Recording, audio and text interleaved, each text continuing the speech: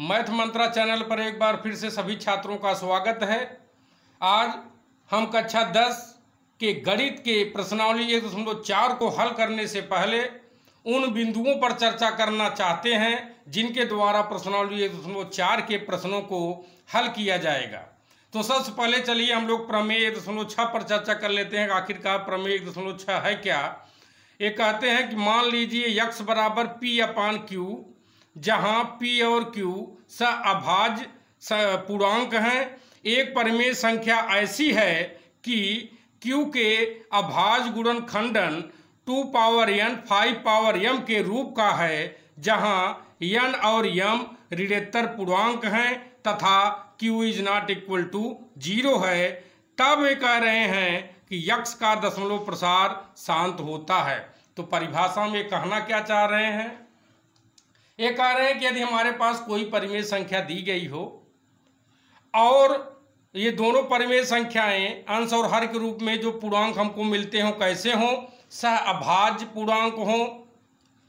तो सह अभाज्य पूर्णांक का मतलब होता है कि ऐसे दो या दो से अधिक संख्याएं जिनका मस सिर्फ एक हो, यानी एक के अलावा और कोई भी उभयनिष्ठ गुणनखंड उनमें न प्राप्त हो रहा हो, तो ऐसी संख्याओं को हम लोग सहअभाज्य संख्याएं कहते हैं। एक बार फिर से ये कह रहे हैं कि एक परिमेय संख्या इस प्रकार हो और अगर उसके हम हर वाले भाग को, और हम जानते हैं परिमेय संख्या में हर वाला पूर्णांक कभी भी 0 के बराबर नहीं हो सकता। तो ये कहते हैं कि हर वाले पूर्णांक का अगर अभाज्य गुणनखंडन किया जाए तो यदि हमें जो वहां से हर का अभाज्य गुणनखंड मिले, या तो 2 पावर n के रूप का मिल जाए, या 5 पावर m के रूप का मिल जाए, या 2 power n into 5 power m के रूप का मिल जाए, जहां पर n और m ऋणोत्तर पूर्णांक हैं। ऋणोत्तर पूर्णांक का मतलब होता है भैया कि ऋण से इतर पूर्णांक, यानी कि एक ऐसा पूर्णांक जो कि ऋण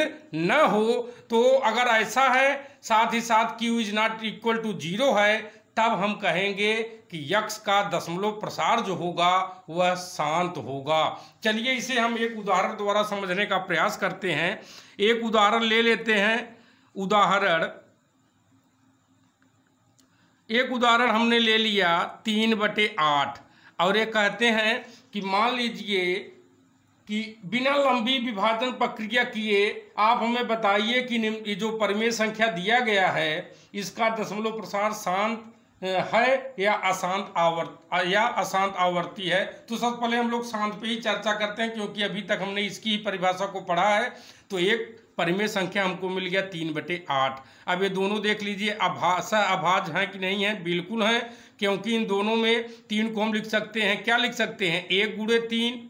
क्या लिख सकते हैं? 1/3 बटे 2 को क्या 8 को क्या लिख सकते हैं? 1/2 लिख सकते हैं, यानी 3 एकन्नम 3 और 2 दूनी 4 दूनी 8। अब ये कहता है कि यदि Q के यानी कि हर का अभाज्य गुणनखंडन, तो यहाँ पर हम लोग देखते हैं हर 8 का अभाज्य गुणनखंडन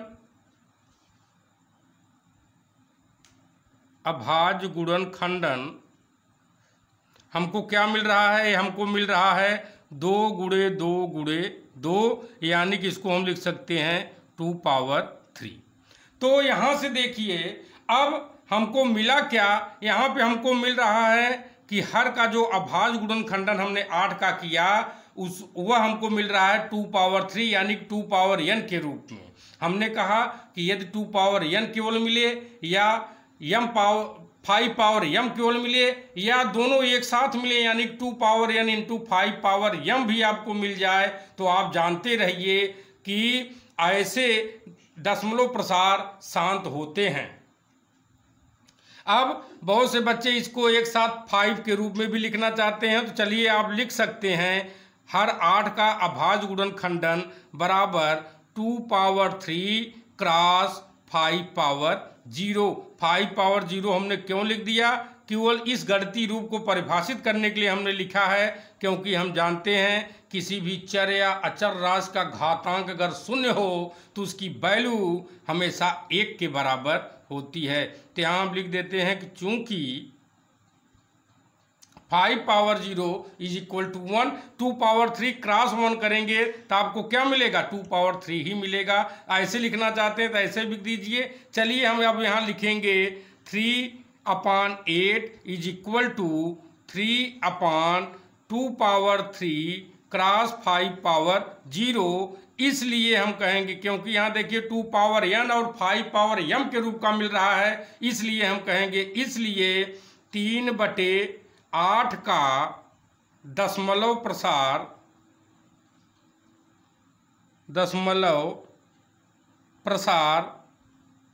क्या है, शांत है, शांत है। चलिए अब हम लोग प्रमेय 1.7 पर भी चर्चा कर लेते हैं कि प्रमेय 1.7 है क्या।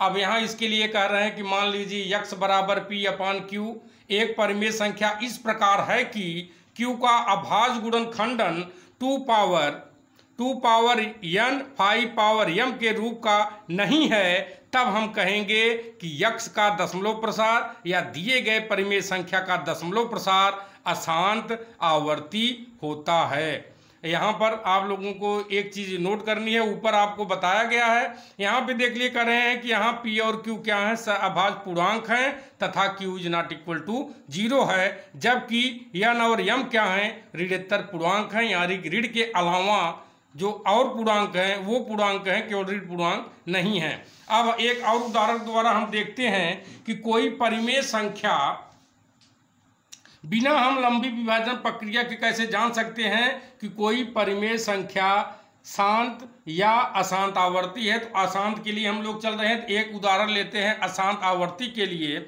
मान लेते हैं कि उदाहरण के रूप में दिया गया है परिमेय संख्या और हमसे कह रहा है कि बिना लंबी विभाजन प्रक्रिया के आप बताइए कि यह शांत दशमलव प्रसार है या कि अशांत आवर्ती दशमलव प्रसार है। चलिए हम देखते हैं। चलिए एक परिमेय संख्या हम ले लेते हैं 5/36। अब ये दोनों क्या हैं, दोनों ही अभाज्य संख्याएं हैं। अब हम लोग एक आता है हर का अभाज्य गुणनखंडन कीजिए, तो 36 का यानी कि हर 36 का अभाज्य गुणनखंडन, अभाज्य गुणनखंडन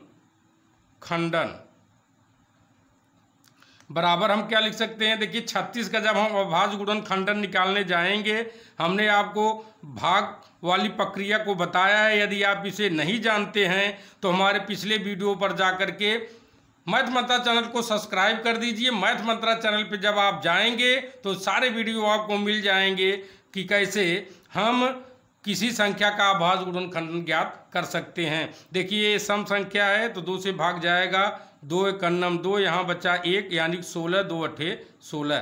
फिर 2 से भाग देते हैं तो 2 × 9 18। अब 9 में 2 से भाग जाएगा नहीं, 3 लेते हैं तो 3 × 3 9। फिर से 3 लेते हैं, 3 × 9 3। यानी कि इसका अभाज्य गुणनखंडन हमको क्या मिला, 2 × 2 × 3 × 3, यानी कि हमको यहाँ मिल गया 2 पावर 2 क्रॉस 3 पावर 2। तो यहाँ पे देखिए कि हर वाला जो 36 का अभाज्य गुणनखंडन हम लोगों ने किया या 2 पावर n और 5 पावर m के रूप का न हो करके 2 power n into 3 power m के रूप का मिल रहा है, इसलिए हम कहेंगे, इसलिए 5/36 का दशमलव प्रसार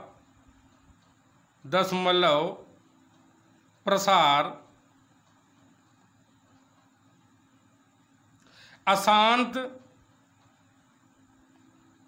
आवर्ती है, अशांत आवर्ती है। तो इस तरीके से आप लोगों ने देखा कि अगर हमारे पास कोई प्रश्न दिया गया है, परिमेय संख्या हमसे पूछ रहा है, कह रहा है कि बिना लंबी विभाजन प्रक्रिया के आप बता दीजिए हमको कि ये दिया गया परिमेय संख्या का दशमलव प्रसार शांत होगा या अशांत आवर्ती होगा। तो इसको जहां तक मेरी उम्मीद है कि मैं समझता हूं कि आप लोगों ने भली भांत समझ लिया है। अगर आपको यह टॉपिक, दोनों ही टॉपिक अच्छे तरीके से समझ में आ गए हैं तो आप हमारे चैनल को सब्सक्राइब कीजिए, वीडियो को लाइक कीजिए। यदि आपको अब भी यहाँ से कोई परेशानी हो रही है, बहुत से छात्रों ने समय समय पर विभिन्न प्रश्नावली के विभिन्न प्रश्नों के बारे में जानने की इच्छा जाहिर की है, तो जैसे ही हमको समय मिलता है सभी छात्रों के प्रत्येक प्रश्न का उत्तर देने का प्रयास मैथ मंत्रा चैनल पर किया जाएगा। अगर आपके भी मन में कोई प्रश्न है, कोई दुविधा है, तो आप कमेंट बॉक्स में जाकर के लिख सकते हैं। आपने हमारे वीडियो को वॉच किया और देखा, समय दिया, इसके लिए आप सभी छात्रों का मैथ मंत्रा चैनल की ओर से एक बार फिर से धन्यवाद।